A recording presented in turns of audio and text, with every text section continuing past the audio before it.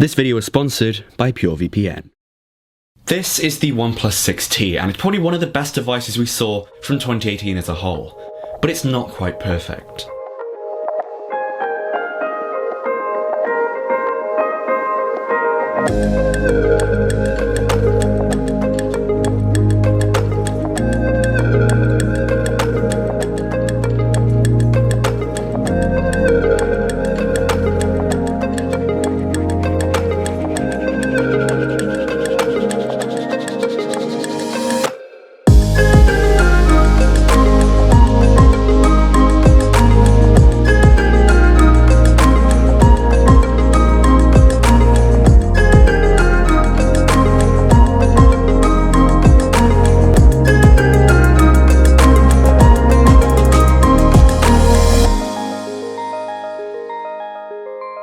As a brand, OnePlus have been a pretty good choice over the years, providing cutting-edge tech in devices almost half the price of the competition, and that's what makes them so popular. But with the 6T, somehow it feels just a little bit different. In terms of design, this phone is great. Its all-glass and metal construction makes one seriously sleek-looking design, and the curve of the rear glass leading into the shiny metal edge really ties the whole device together well. And despite what that low price tag may lead you to believe, they really haven't cut any corners on the design. In fact, the quality feel of this device is great, and it really does feel good in the hand, and this is thanks to the chamfered edges on the edge of the frame and the even weight distribution throughout the device. It really is built to a great quality. Now, something that I'm not the biggest fan of is the lack of a headphone jack. In fact, this was one of OnePlus's previous major selling points, making devices that don't cut out the features that the consumers want. So it's pretty sad to see that gone with this iteration. And I know their excuse for removing it is that in-screen fingerprint scanner, but surely there could have been a way to fit one in somewhere. One of the most underrated parts of OnePlus phones is that notification slider on the right. Now, this is a great way to change the device's notification behavior easily.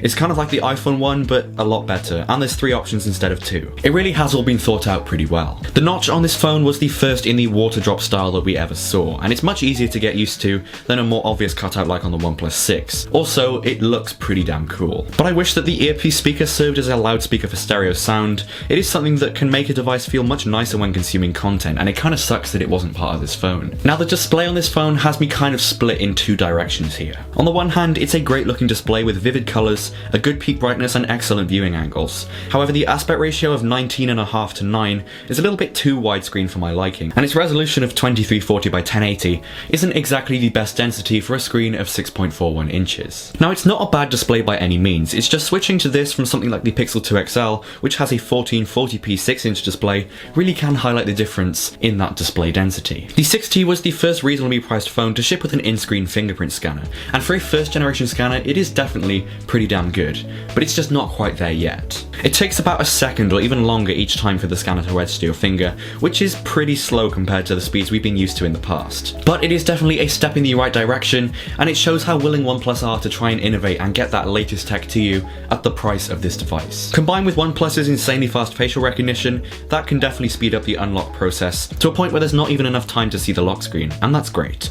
But the facial recognition relies on the selfie camera rather than any other kind of sensor, which not only raises questions for me as to how secure it actually is, but also makes me wonder how often that camera is active and where the camera data is being stored or sent to. But this also means that during the nighttime, there is no chance of this little sensor picking up your face. And this is where one of my biggest complaints with this device comes in. So if you press the power button first and then go for the fingerprint scanner, the only brightness change is for the scanner section and the lock screen remains dim. But on the ambient display, the clock and the date also changes to full brightness, which, let me tell you, can be absolutely blinding during the nighttime. In fact, the way that the ambient display works overall really isn't to my liking that much. I prefer the always-on approach done by Google than what we see here, because on this phone, you have to tap the screen to see your notifications or pick the device up, which kind of defeats the point of having it, as you might as well turn on the phone completely at that point. The specs inside of this phone are nothing short of the top of the line. Inside my device is a Snapdragon 845, 128GB of storage, and in my case the 6GB of RAM option. And despite what you may hear people telling you,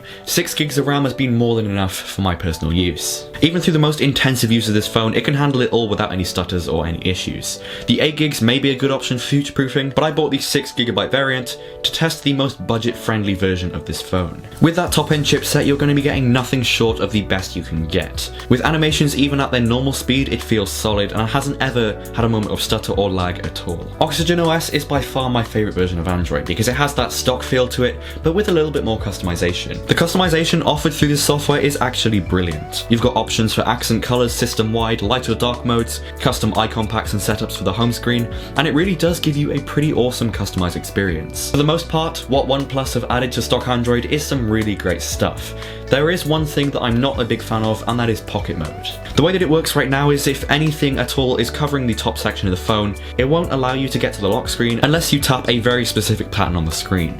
This makes sense for when it's in your pocket, but if I'm pressing the power button, it makes sense that I want to turn the phone on. It would make even more sense to have the boundary of where pocket mode gets enabled just a little bit closer to the phone, because right now something can be over it and not actually touching it, and pocket mode will still activate, which isn't the most convenient of things. It seems like a good concept, just in practice it hasn't been as good as I feel like they planned it to be. When the phone is in silent mode, the way the notifications are displayed on the lock screen is a little bit confusing to me, as they don't really follow the layout for the ambient display, even though you have the option to choose how the ambient display is shown. Instead of the central layout as I chose, the notifications are offset to the left, which doesn't really match the layout of the rest of the phone, and it's not the biggest of issues at all, but it's a little detail, and the little details do add up. The inclusion of a gaming mode is great, and it'll silence distractions such as notifications, unless they're priority ones, allowing a distraction-free time on your phone for any apps that you want. And this is a detail that I really like because it's like a do not disturb mode, but it can automatically enable if you open an app like Netflix, so you can just watch your content without any distractions. The optimization from OnePlus into the battery life and performance is just amazing.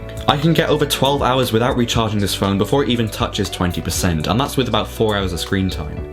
For a 3700 mAh battery, the runtime is insane. And speaking of insanity, the rate that Dash Charge can charge up this phone is absolutely insane.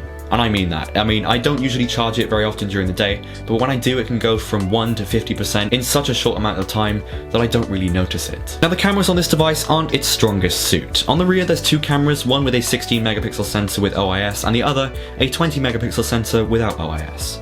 Both of these have a 25mm lens and f1.7 apertures, and the photos with the stock camera app are good, but there's nothing particularly spectacular about them in the same way that the Pixel 2 had that wow factor. And don't get me wrong, they're still good images, and you will get some decent photos out of this phone.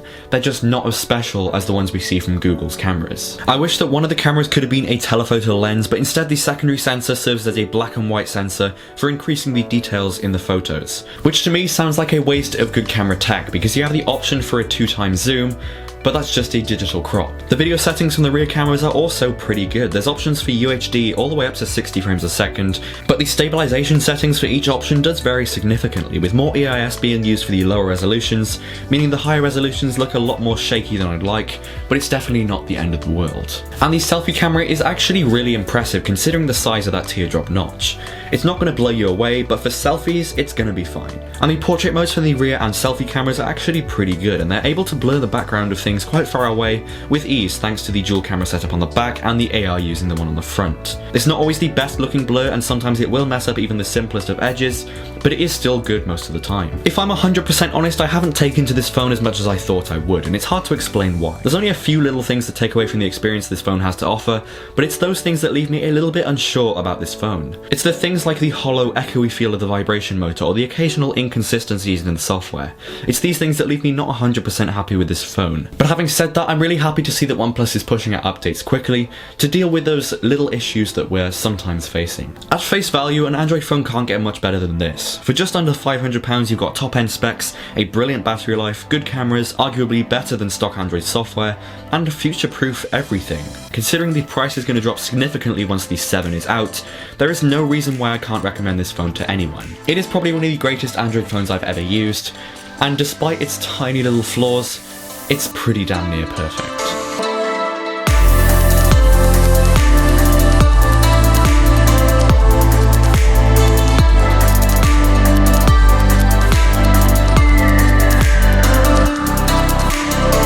PureVPN is an easy way to keep all of your browsing data secure on all of your devices. With over 2,000 VPN servers designed to meet any purpose, from unblocking Netflix to getting the best security possible, PureVPN offers top-notch protection with great pricing. Check it out at the link in the video description below.